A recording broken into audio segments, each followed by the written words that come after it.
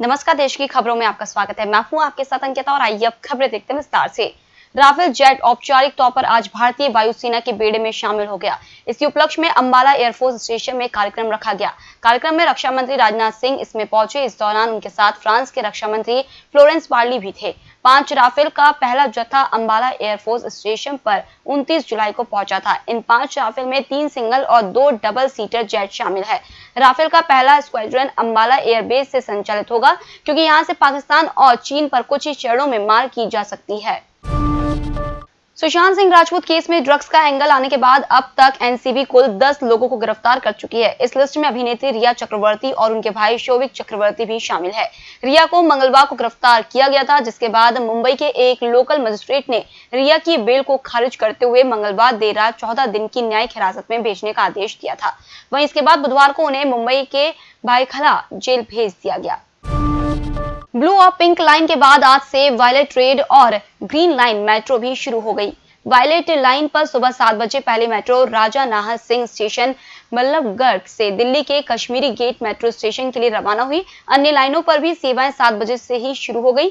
लंबे अरसे के बाद शुरू हो रही मेट्रो में प्रवेश केवल कोविड प्रोटोकॉल के तहत ही दिया जा रहा है। कल सुबह 7 बजे से 11 बजे और शाम 4 बजे से रात 8 बजे तक 2 शिफ्ट में ब्लू लाइन और पिंक लाइन पर 171 दिन बाद यात्रियों को फिर से मेट्रो में सफर करने का मौका मिला। देश भर में राजनेताओं के खिलाफ 4442 आपराधिक मामलों में सुनवाई चल रही है। इनमें से 2556 मामले मौजूदा सांसदों और विधायकों के खिलाफ लंबित हैं। सुप्रीम कोर्ट को सभी हाई कोर्ट द्वारा मुहैया कराए गए आंकड़ों से यह खुलासा हुआ है। शीर्ष अदालत संसद और विधानसभाओं में चुने जनप्रतिनिधियों के खिलाफ आपराधिक मामलों का तेजी से निपटारा करने के मुद्दे पर विचार करने को दायर याचिका पर सुनवाई कर रही है। रिपोर्ट में कहा गया है कि कुल 4442 मामले लंबित हैं, जिनमें से 2556 मामलों में मौजूदा सांसद व विधायक आरोपी हैं। दक्षिणी कश्मीर के अनंतनाग जिले में सेना ने रेडियो राब्ता 90.8 दिल से दिल तक शुरू कर दिया है। सेना के अनुसार इसके जरिए वह समाज के हर वर्ग को जोड़ने की कोशिश करेंगे। वहीं सेना के इस प्रयास की स्थानीय युवाओं ने सराहना की है। अनंतनाग टाउन से करीब 20 किलोमीटर दूर सेना के हाई ग्राउंड कैंप में बुधवार को उपायुक्त के सिद्धा ने पहले कम्युनिटी रेडियो स्टेशन का उद्घाटन किया। सेना के कमांडर 1 सेक्टर आरएच ब्रिगेडियर विजय महादेवन ने कहा कि यह अनंतनाग में एक ऐतिहासिक पल है। उन्होंने कहा कि यह रेडियो स्टेशन लोगों का है और लोगों के लिए है। यह स्टेशन सुबह 6 बजे से रात 10 बजे तक कार्यक्रम पेश करेगा।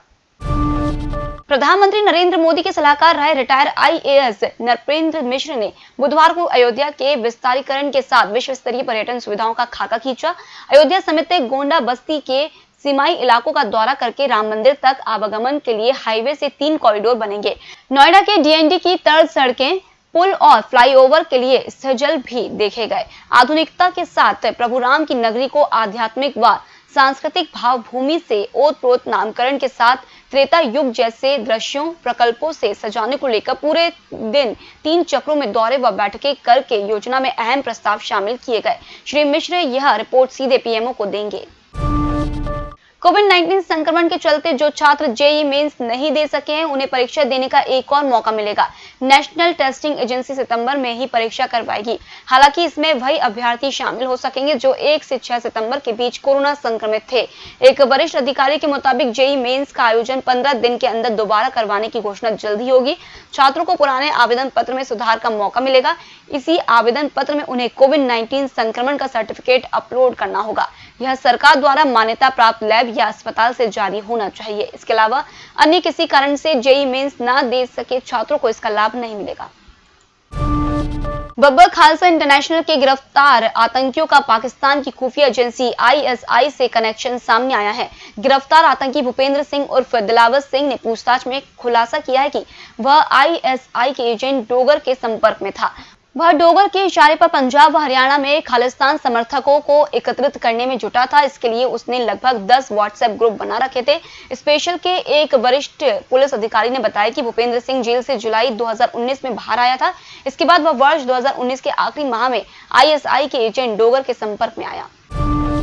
अपनों द्वारा दी गई हिम्मत व चिकित्सकों की मेहनत से 108 वर्षीय दुलारी देवी ने कोरोना को मात दे दी है।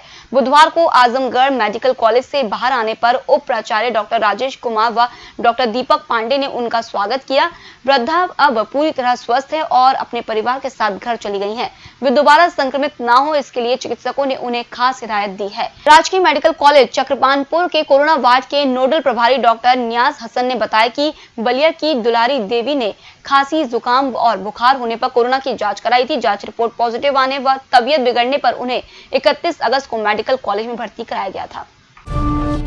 देश में कोरोना मरीजों का आंकड़ा गुरुवार सुबह तक 44,62,965 हो गया है।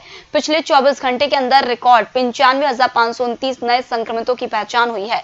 अब तक एक दिन में मिले संक्रमितों का ये आंकड़ा सबसे ज्यादा है। इसके पहले 6 सितंबर को 91,723 नए मरीज मिले थे। इस बीच अच्छी खबर यह है कि भारत अब दुनिया का दूसरा देश हो गया जहां सबसे ज्यादा मरीज ठीक हो चुके हैं। यहां अब तक 34,69,084 लोग रिकवर हो चुके हैं। बुधवार को 73,057 लोगों को अस्पताल से डिस्चार्ज किया गया। रिकवरी के मामले में ब्राजील अब तीसरे नंबर पर पहुंच गया है। महाराष्ट्र के शिरडी साईं मंदिर में दर्शन शुरू करने को लेकर तैयारियां चल रही हैं। मंदिर ट्रस्ट इसके लिए तिरुमाला तिरुपति देवस्थानम ट्रस्ट से सलाह भी ले रहा है। दोनों ट्रस्टों में हाल ही में बात हुई है। तिरुपति ट्रस्ट भी इसे लेकर उत्साहित है। तिरुपति और शिरडी दोनों ही लोगों के लिए आस्था का केंद्र है और दोनों ही मंदिर देश के सबसे अमीर धर्म स्थलों में शुमार हैं। वहीं असम के प्रसिद्ध कामाख्या शक्तिपीठ में अभी सिर्फ मंदिर की परिक्रमा शुरू करने पर सहमति बनती दिख रही है। मंदिर का गर्भगृह फिलहाल बंद ही रहेगा।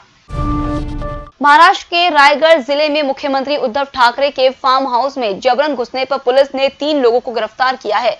अधिकारियों के मुताबिक रायगढ़ जिले के भिलावली गांव में उद्धव का फार्म हाउस है। मंगलवार शाम 3 लोगों ने इसमें घुसने की कोशिश की। इनमें से 2 लोग खुद को अंग्रेजी चैनल का पत्रकार बता रहे थे। हाल ही में मुंबई में उद्धव ठाकरे के निजी आवास मातोश्री को बम से उड़ाने की धमकी दी गई थी, जिसके बाद यह घटना हुई। अधिकारियों के मुताबिक भिलावली गांव पहुंचने पर तीनों आरोपियों ने गांव से गुजर रहे शख्स से उद्धव के फार्म हाउस का पता पूछा था। फिलहाल इस बुलेटिन में इतना ही। आप बने रहिए एमएस टीवी के साथ। नमस्कार।